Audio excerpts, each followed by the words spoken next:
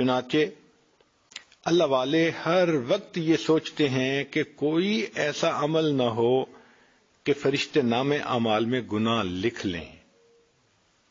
امام ربانی مجدد ثانی رحمۃ اللہ علیہ فرماتے ہیں، اس امت میں ایسی پاک باز ہستیاں گزری ہیں کہ ان کے گناہ لکھنے والے فرشتے کو 20 سال تک گناہ لکھنے کا موقع نہیں ملا۔ اللہ اکبر کبیرہ۔ چنانچہ عبداللہ ابن مبارک رحمۃ اللہ علیہ مشہور محدث ہیں، انہوں نے ایک واقعہ لکھا، المرأۃ متکلمۃ بالقرآن، ایک عورت جو صرف قرآن مجید کے الفاظ سے ہی گفتگو کرتی تھی۔ وہ کہتے ہیں کہ میں حج عمرے سے فارغ ہو کے واپس آ رہا تھا، ایک درخت کے نیچے میں دوپہر کو قیلولہ کرنے کے لیے لیٹ گیا، تھکا ہوا تھا۔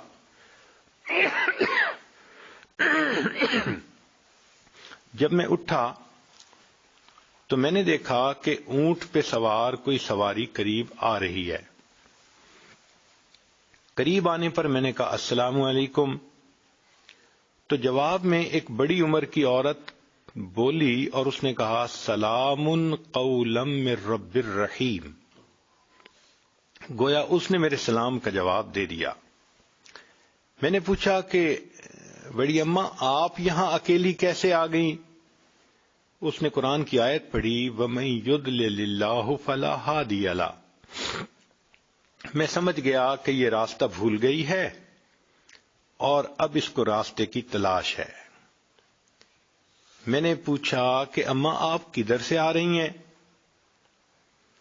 کہنے لگی وَأَتِمُّ الْحَجَّ وَالْعُمْرَةَ لِلَّهِ۔ میں سمجھ گیا کہ یہ حج عمرہ کرنے کے بعد واپس آ رہی ہے۔ میں نے پوچھا اماں آپ نے جانا کدھر ہے؟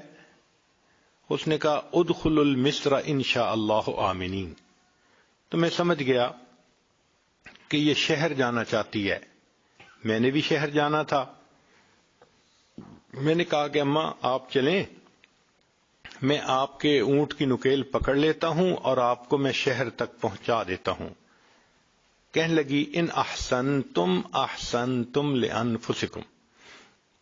میں سمجھ گیا کہ بھئی اس نے مجھے دعا دی ہے۔ میں چل پڑا۔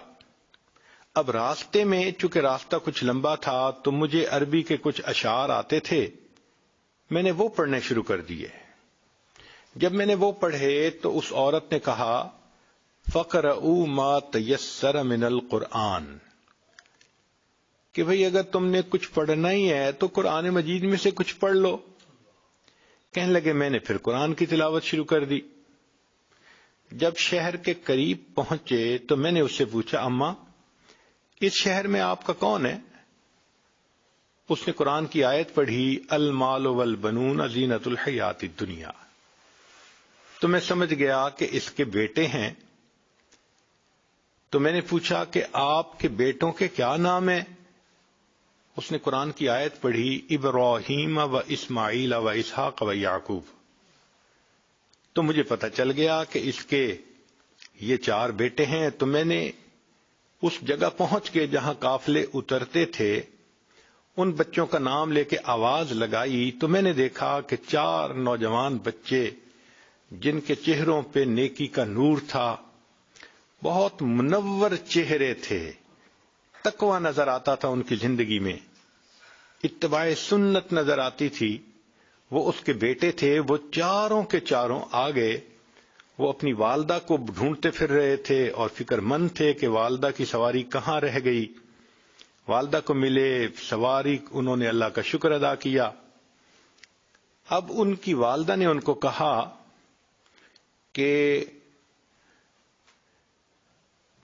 قرآن مجید کی آیت پڑھ کے کہا کہ وَيُطْعِمُونَ الطَّعَامَ، یعنی بچوں کو یہ کہا کہ یہ جو شخص مجھے لے کے آیا ہے اس کو کھانا کھلا کے بھیجو۔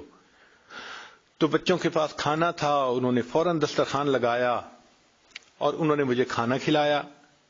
میں کھانا کھا کے اٹھنے لگا تو میں نے ان کا شکریہ ادا کیا تو عورت نے آیت پڑھی انما نطعمکم لوجہ اللہ لا نرید منکم جزاء ولا شکورا۔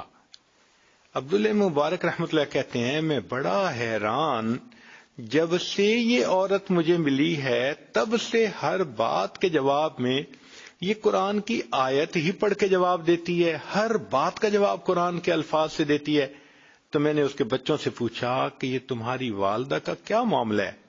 وہ کہنے لگے ہماری یہ والدہ قرآن کی حافظہ، حدیث کی عالمہ ہے، اس کے دل میں اللہ رب العزت کے سامنے قیامت کے دن کھڑے ہونے کا اتنا خوف ہے کہ پچھلے 20 سال سے اس کے منہ سے قرآن کے سوا کوئی دوسرا لفظ نہیں نکلا۔ اب اگر سوچئے کہ اس امت میں ایسی عورتیں بھی قیامت کے دن اللہ کے سامنے پیش ہوں گی کہ 20 سال تک ان کی زبان سے قرآن کے سوا کوئی دوسرا لفظ نہیں نکلا، تو وہاں اگر آج کی بچیاں ذرا سی بات میں کسی پہ تہمت ہے، غیبت ہے، کسی کے بارے میں بدگمانی ہے، الزام تراشی ہے، لایانی باتیں ہیں، ہم اپنے نامہ اعمال کو اللہ کے سامنے کیسے پیش کر سکیں گے؟